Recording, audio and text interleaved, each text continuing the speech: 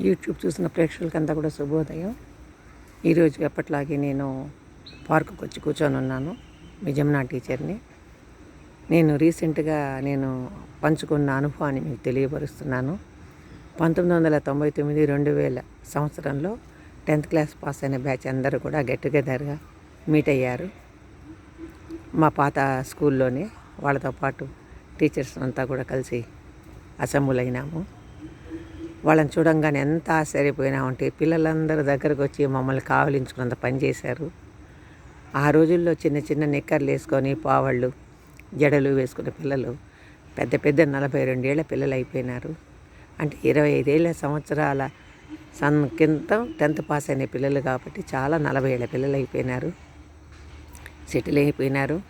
వాళ్ళందరూ ఆప్యాయంగా మమ్మల్ని దగ్గర తీసుకుంటే, టీచర్ నేను పలానా అమ్మాయిని కదా, పలానా అబ్బాయిని కదా, మీరు మమ్మల్ని ఇలా చూసేవాళ్ళు కదా, ఇలా నేను ఏడిపించేవాడిని కదా క్లాసుల్లో అంటూ చెప్తూ ఉంటే నిజంగా తెలియని ఆనందం కలిగింది.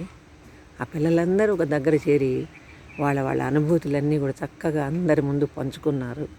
ఆ అనుభూతుల్లో ఆనాటిలో వాళ్ళు ఎలా అయితే చిన్న క్లాసుల్లో ఒకరికొకరు చూసి రాసుకుంటాం, ఒకళ్ళ పెన్నులు ఒకళ్ళు తెలియకుండా దాచేసుకోవటం, ఒకళ్ళ పుస్తకాలు ఒకళ్ళు ఎత్తుకొని పోవటం, స్కూళ్ళకు రాకుండా ఎగ్గొట్టి బయట ప్రపంచంలో తిరగటము, పెద్దవాళ్ళు ఎవరైనా చూసి ఆ పిల్లల్ని స్కూళ్ళల్లో టీచర్ దగ్గరికి లాక్కొస్తే మేము వాళ్ళని ఏ విధంగా పనిష్మెంట్ ఇచ్చింది, తొడపాయసం పెట్టేవాళ్ళము, వంగబెట్టి గుద్దేవాళ్ళము, అవన్నీ చెప్పించి నవ్వించారు.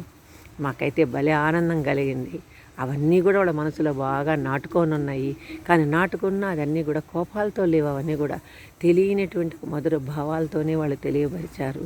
కాకపోతే ఒకటే అనిపించింది, ఎన్ని రకాలుగా మనం జీవితంలో పెద్దవాళ్ళమై పండగలు పబ్బాలు జరుపుకుంటూ గెట్టుగద్దలు జరుపుకుంటాం, కానీ ఆ బాల్యంలో గడిపినటువంటి జీవన విధానము ఒక వయసు వచ్చిన తర్వాత కలిస్తే ఆ కళ్ళల్లో కనపడే వెలుగు ఆనందము ఎక్కడా చూడమేమో.